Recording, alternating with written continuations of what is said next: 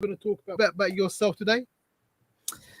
So I'm 30, 43 even, 43-year-old mum. I have 4 children, aged 17, 14, 8 and 7, 2 boys and 2 girls. And although they are my biggest achievement in life, I have always worked in the health and wellness industry. It's always been my passion. It's what I've always done. And gone from every extreme, from teaching spin classes to pulling trucks to running a marathon. I've done the London Marathon twice. So I've always been very, very active. And yes, so now I'm incredibly passionate about sharing health and wellness, in particular with women, and finding a balanced way of doing that so that it can fit into their lifestyle. So, what do you think in modern society today? What do you think one of the key issues about women's health and women face? A lot of misinformation to begin with, time constraints. So with time constraints, they usually look for the quickest, easiest route. So they'll throw on running shoes and go for a run, for example. And that's not necessarily the most effective way for getting into shape or getting into shape or having wellness. And then having the overwhelm and it's an extra stress on top of everything else that they have to do in life. So do you think in today's society, women still get a raw deal when it comes to actually their health and how to look after that, especially from their medical profession and also the wider society? Absolutely, especially once they've started having children. Yeah. There's not a lot of support postnatally. You get a very quick checkup afterwards, and there is such a heavy pressure on getting back into shape. And we see so much on social media that women pop out babies and then all of a sudden they look amazing. And then we have that internal pressure of having to get back into some sort of shape quite quickly. But it takes a very long time. It can take up to 3 years for the body to be completely ready. And certainly the essential parts of the body being the pelvic floor, which takes the biggest impact through pregnancy and childbirth. It takes up to 3 years for your body to be ready for another baby. So one, having babies quite quickly and closely together, and 2, putting pressure to get back into shape and not always doing the right form of exercise or starting in the right manner for your body to be prepared to take on the extra load, because exercise is an extra stressor. Yeah. Well, on that point, we're going to take a quick break, and then I'm going to come back. We're going to discuss about the pelvic issues, especially after they have a child. So we'll be back in 2 seconds, right? Once more.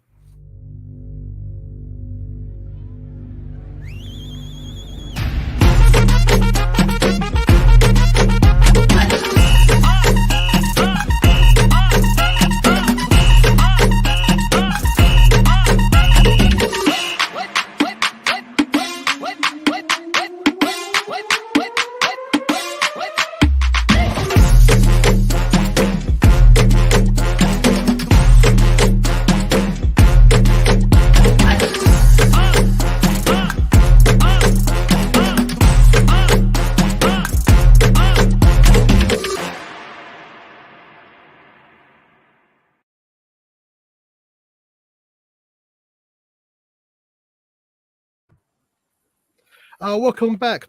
So just before the break, we were talking about the pressure that women have after having children in terms of exercise, the society generally.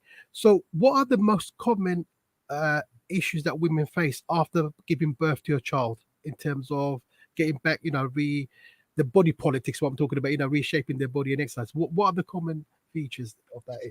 Well, the first thing that impacts a woman is she feels she needs to lose weight and lose weight quite quickly. Yeah. The second thing is core dysfunction. So the body has gone under quite a lot of trauma through carrying, changing to accommodate having a baby, and then going through delivery. So all of the surrounding core muscles, from the front core muscles, which completely separate, right through to the pelvic floor, which literally goes through trauma. Yeah. And whether she's experiencing issues directly after childbirth, which is quite common. So things like incontinence is a very high probability after having a baby, which is something that's actually never really talked about. I've had 4 children. Yeah. And that was never discussed with me before any one of them or after them. And then it's we just go back into traditional exercise. Yeah. And the core is not actually ready to take that impact, Right. which can prolong the issues that come with having a baby. So, you know, can I just go back? You know, when you say prolapse and incontinent, right? So when women face these issues after giving birth, what support is there available, and like from GPs, or is there other social health groups that can support women to help them to recover from that? Sadly, it feels like there's very little. So I've worked with a lot of women over the past year and a half. I've come across a very specific way of training the core and Yeah. helping with issues like incontinence and prolapse. And I've learned after the last year and a half, bearing in mind my eldest is 17 and my youngest is 7, Yeah. being around mums for that long, it's not a topic that we've discussed. So it feels like it's very taboo to talk about things like incontinence. It's very taboo, certainly, to talk about things like prolapse. We're just not highlighting or just like even voicing the fact that we've got issues going downstairs, because it's mortifying. It's incredibly embarrassing. So how do you start that conversation? One, with your friends, one with your support group, or two, with the health practitioner, because it's not something I'd be very comfortable going in to talk about with the doctors. Yeah. I've spoken about it more and more with everything I've learned over the last year and a half. And because I'm opening the conversation, I'm talking about what I teach. Yeah. More women have come forth with their issues. They're more open to talk about it because I'm releasing the taboo, and it's frightening the support that's out there. And it's so interesting you said that, because you could have this issue being a young lady in your 20s or 30s, giving a child, you know, a birth. So the pressure on that, because you think, oh my God, incontinent, you think is someone who's old, you know, but it's not. So how do you think we can break that taboo in our modern society and get more support and make it feel more comfortable to have this kind of dialogue with people? Do you think it should be taught in schools, different, community settings? And also, it's a taboo in different communities, isn't it? Like, it depends which community you belong to. Absolutely. It's we're like exactly what you said. We associate incontinence with very much older population, care homes. Yeah. We don't necessarily think, and I've met women who haven't even had children yet, and they're struggling with these issues. So it's about going further, absolutely, with schools, the younger communities, yes, doctors and community centres. But Josh, it's having conversations like these through these sorts of platforms to make it a talk about conversation, because yes, we see adverts for certain protection. It's normal to be a certain age of women, have a giggle, have a laugh, have a sneeze. We don't go on trampolines because unless you've got this protection in. But it's really about making it a commonplace conversation and making it okay, because it's very, very common, but it's not normal. Our bodies should not have to experience this. And interesting you say that, because me and you have discussed this before. Do you think men are aware of this? Because although women are shy from it, what about men? What do you think the impact of that has? Even harder for men to talk about it. Women in our age group are more. Can you hear me? Yes, so women are more prone to incontinence due to childbearing. Yeah. However, so 50% of women are likely to have some form of incontinence through the major part of our lifespan. But as we get into our older years, it's 50-50. Men are far more prevalent to having incontinence too. And these are statistics of people who are prepared to talk about it. How many men are going through incontinence and they're definitely not talking about it? And I have had a few men open up to me about it because, again, I'm talking about it. So it's a mass. If women are struggling to talk about it, men certainly are. So absolutely, yes. Well, because for my experience, when I talk to men, especially, stuff about downstairs, they're very shy. It's a taboo subject, especially when it comes to men's health. A lot of men I feel uncomfortable talking to. Listen, men are comfortable talking about football and get emotional, right? They will get emotional if their team loses. They will hug each other. They'll give each other a kiss. But outside that football or sport arena where they feel safe and comfortable, they're not happy to talk about stuff like incontinence or they lose, bowel movement, whatever that is. So one of the things I'm interested is, how do we break these taboos down about health, especially they're significantly important to us because they impact on every day in our life in terms of how we feel, how we perform, our relationship, right? So how do you think one of the things we could do to educate ourselves more and say, look, it's okay to feel like this? It is, but it's also about kind of talking about it in a different way, because we all focus, everyone wants to have a good, strong core or a slim waistline. It's the typical area that everybody goes to. I want to lose weight, and they always indicate through their waistline. Yeah. So I've realized, So I've realized, we're even just getting rid of a muffin top, right? And the belly, the front belly that seems to just develop. Yeah. So it's about talking about core health as opposed to the very uncomfortable terms like incontinence or even prolapse. So it's kind of hiding behind that and educating that if we focus on the core and use the pain points that people are like, yes, I want to narrow my waistline. I want something that's short. So what I teach is short, it's very effective, and it's very posturally driven. If we have a poor posture, which most people do, especially in the day and age that we're in, because we're sitting on phones, the moment your posture is out of alignment, the pressure is put on your core. Your body will naturally try and rectify that posture by building it back up again. And that's usually with adipose tissue, fat. Okay. So that's one of the common things that is affecting our waistline is our posture. So if we're educating that there are easy, safe ways of working your core, working your posture, getting those benefits is going to narrow your waistline, and you've got the added benefits of things that are undercurrent like incontinence or prolapse or hernias, sexual dysfunction, because again, that's another thing we don't talk about and is very much under the cover because it's mortifyingly embarrassing to talk about. But people are more comfortable to talk about that and they're going to get the benefits. So it's just building that awareness and saying there's a simple way of helping with these things. So yes, just constantly building awareness. So in your work, doing healthy workshop with women and individuals, how many clientele do you have, and what are the main symptoms or issues they come and see you for when you're working? Incontinence is probably the number one thing. Yeah. But as I've spoken to women, that's exactly what I've learned, is that it's very difficult to own up to that fact and say, yes, I'm struggling with incontinence. The group has grown. So I've got 30 within an online platform, which only started 3 months ago. So I teach online classes.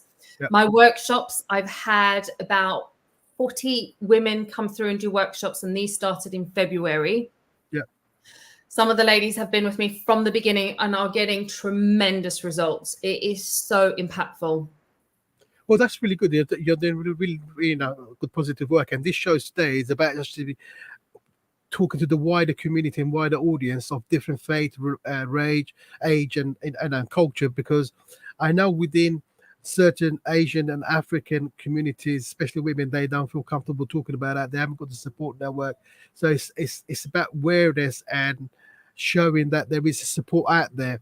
I mean, in terms of moving this conversation a bit forward, is there any therapy or any treatment that that women can access?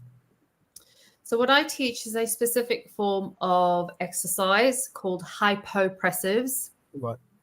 Hypopressive stands for low pressure. Okay. And it is a specific way of breathing, creating a vacuum. And this is done in postures, very defined postures, which works all of your postural muscles, helps to balance the pressure in your intra-abdominal area. And it's about teaching it essentially it's a foundation to all exercise, is what I believe, because I enjoy all forms of exercise. I quite like going to the gym. I train quite hard, but this is my foundation to make sure that my core is able to sustain all the other fitness work that I do. So from everything that I found, yes, talking about it, getting some support, certainly having some investigations if somebody's worried about having a prolapse. However, a prolapse, up to 50% of women who have been examined were found to have some form of prolapse. Yeah. only 3% of those 50 had symptoms.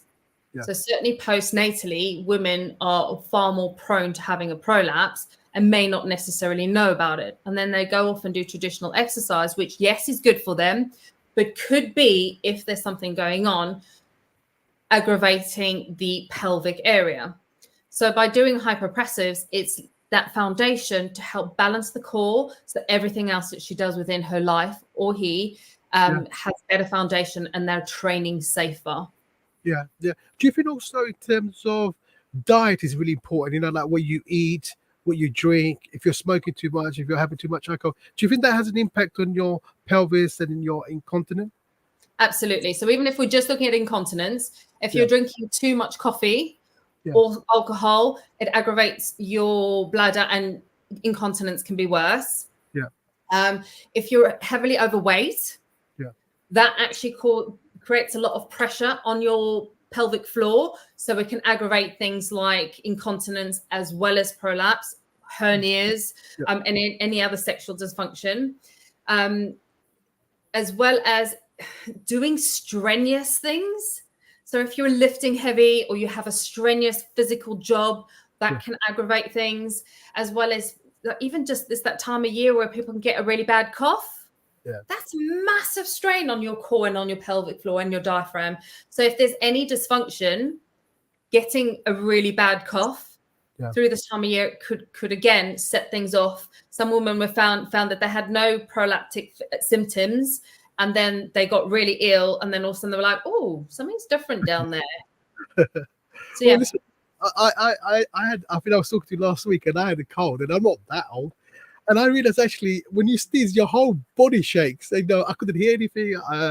When I was speaking to you last Thursday, it was like, and I was thinking, my God, as you get older, you realize how important it is to look after your health, even in a little minor cold. Because when I was sneezing, I could feel like how my body was shaking, because that's how impact was having the cold. I mean, for me, I just find that it's that in our society we talk about beauty politics, how great, how there is a lot of service available where you can go to different countries to get your nose job, teeth, like, so we care about looking outside, but actually, like incontinent and pelvis problems and bowel problems, we're actually afraid to talk about this. And I think one of the sad things in our society is that we make it a taboo, and we are afraid to tackle, which to save our life, basically, isn't it? Because those, if you don't address pelvic and incontinent issues, it hasn't. Because I know some people I worked with before in my previous job, where a lady was going through HRT, like Menopause. Yeah. Oh my God, she struggled because you could not sit next to her because she was always hot.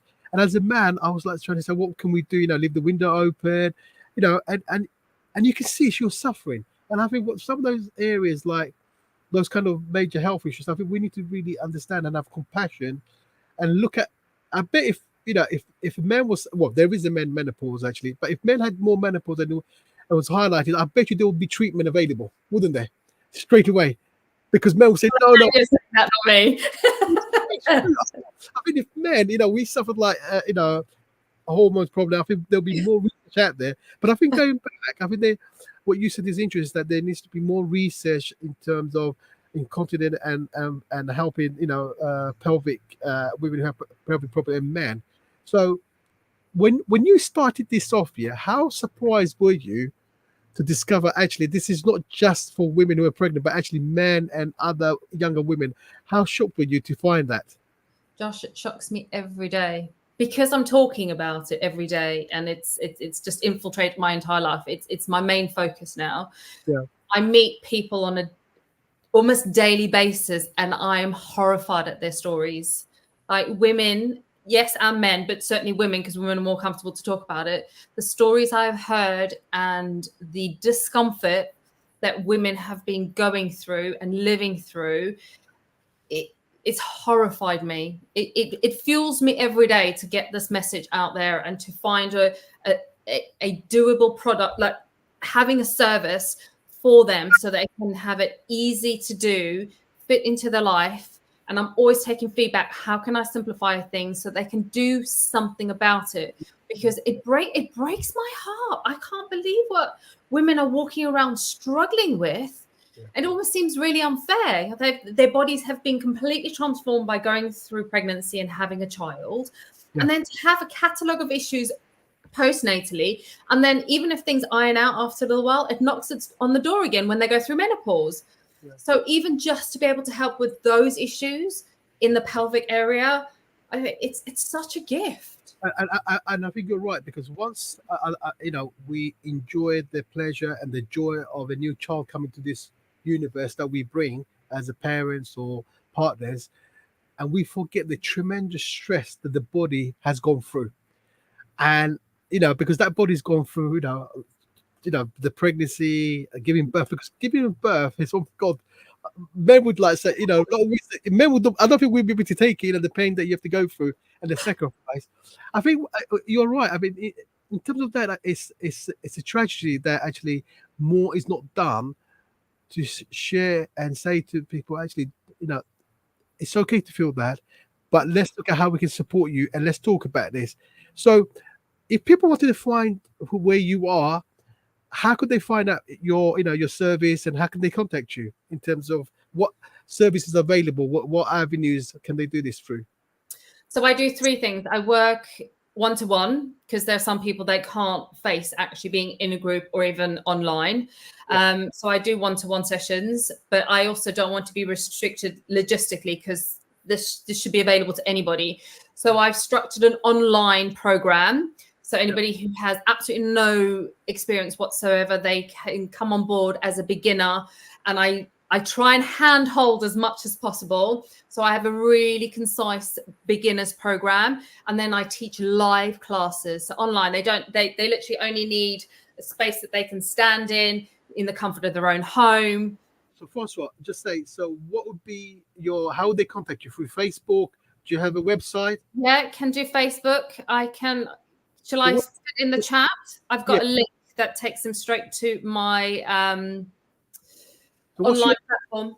So just say it out. What would be how would they, what's the name of your? Core to Floor. So if they search Core to Floor, it's coretofloor.co.uk. Yep. And also Core to Floor on Patreon. And on Patreon, they've got online access and through an app. They can also access some free content. We do some question and answer sessions. They can do a free 7-day trial, so they can really interact with me and see whether or not it is what suits them. And also they're anonymous. So they can always show up anonymously, so people don't necessarily need to know who they are. Yes. So that's the easiest way to find me, is on Patreon. Francois, we're coming to the end of the show. Before we finish, I'd like to thank you, and on behalf of my audience, for coming to the show and highlighting something really significant that has a huge impact on some of the most valuable people in our life, our friends, our families, our mothers, our sisters. And I'm really grateful for you to come in on and share that, and say that actually do not suffer in silence. There is support out there. Talk to your friends, talk to your GP, talk to specialists, and get in contact with people like Francois and other people who are helping to manage the situation. Before we go, is there anything, last word, you would like to say to my audience? My last words are, I'm grateful to you. Thank you for having these conversations, Josh, and having them so openly, and involving men as well, because they're just as important. 100% just as important. But yes, let's speak about it more, so that it's less of a taboo, and share it. If you're struggling, the likelihood is that your mother, your grandmother, your sister, your partner, your wife, absolutely 100%. So yeah, thank you. That's what, you're welcome. And I'd just like to say, dear listeners, remember what me and Francois talked about today. Don't suffer in silence. If there are any health issues, please see your general practitioner, get health advice, talk to your family, talk to your friends, get guidance advice, because it's really important you look after your health, because your health is your wealth. Remember, you are special. You need to look after yourself. Don't suffer in silence. Yeah, it's really important that you get the support and be good and look after yourself. Till next week, this is Josh saying goodbye, and talk to you next week. Take care. Bye-bye.